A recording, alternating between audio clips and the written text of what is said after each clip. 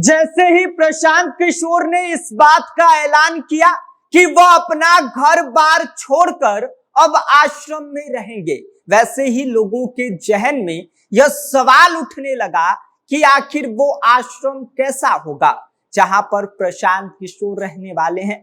तो आपको बता दे कि प्रशांत किशोर जिस आश्रम में जा रहे हैं वो हाईटेक आश्रम 15 बीघा में तैयार किया जा रहा है। इतना ही नहीं, वहां पर 500 लोगों के रहने की व्यवस्था है, 4000 से अधिक लोगों के बैठने की जगह है।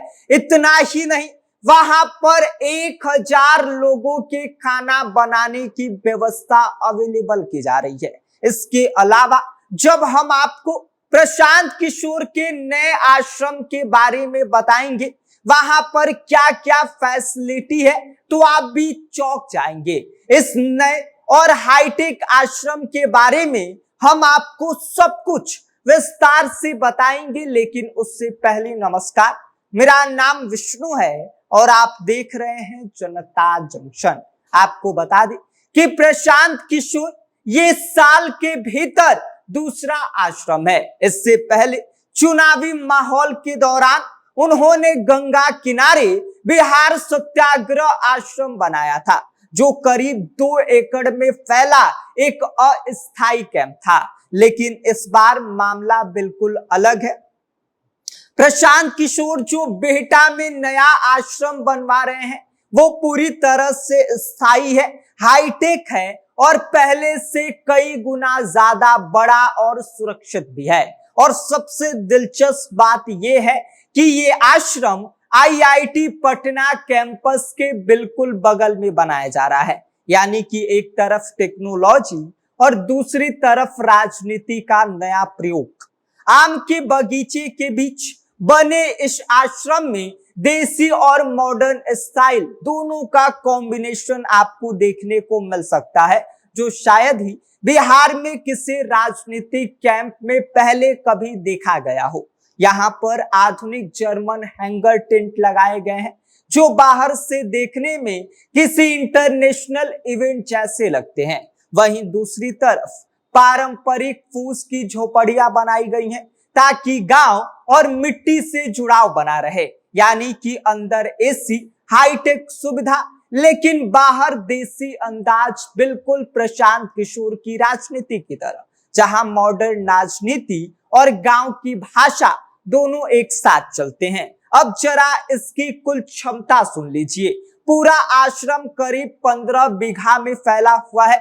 यहाँ 500 लोगों के रहने की स्थायी व्यवस्था की गई है। इतना ही नहीं, एक साथ 4000 लोग यहाँ पर बैठकर मीटिंग कर सकते हैं। और सबसे ज्यादा चर्चा जिस चीज की हो रही है वो है यहाँ का मॉडर्न किचन। आपको बता दें कि इस किचन की क्षमता 1000 लोगों के लिए खाना बनाने की है। बताया ये जा रहा है कि यहाँ पर रोजाना 400 से लेकर 500 लोगों का खाना तैयार होगा।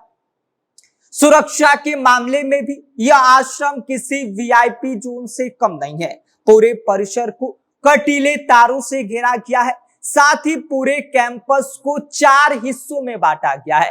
पहला विजिटर लाउंज रखा गया है, दूसरा कार्यकर्ता ब्लॉक बनाया गया है, तीसरा जनरल मीटिंग एरिया बनाया गया है और चौथा वीवीआईपी लॉन्ज एरिया है। यानी कि आम कार्यकर्ता से लेकर खास मेहमानों तक के लिए सब कुछ अलग अलग व्यवस्थाएं की गई हैं। और सबसे खास बात यह है कि इस आश्रम की जमीन किसी बड़े उद्योगपति से नहीं खरीदी गई है, बल्कि आम हरा गांव के लोगों जो है वहां के जो किसान हैं उनसे लीज पर ली गई है। कुछ जमीन मालिक जो है वो किराए पर इनको जमीन दिए हैं, कुछ सालाना लीज पर दिए हैं, जिससे गांव के लोगों को भी इससे सीधा फायदा मिल सकता है। और आपको हम कुछ तस्वीर दिखा देते हैं। ये वही जो है प्रशांत किशोर का नया ठिकाना है, नया आश्रम है, जहां पर प्रशांत किशोर अब रहने वाले हैं। यहाँ की कुछ तस्वीरें हैं, एक ये तस्वीर है, इसके अलावा ये तस्वीर आप देख लीजिए। यहाँ पर जब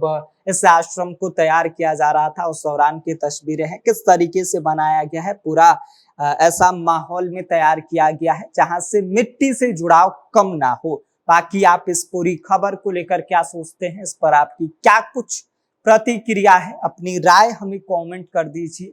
आप देख रहे हैं जनता जंक्शन, मेरा नाम विष्णु है।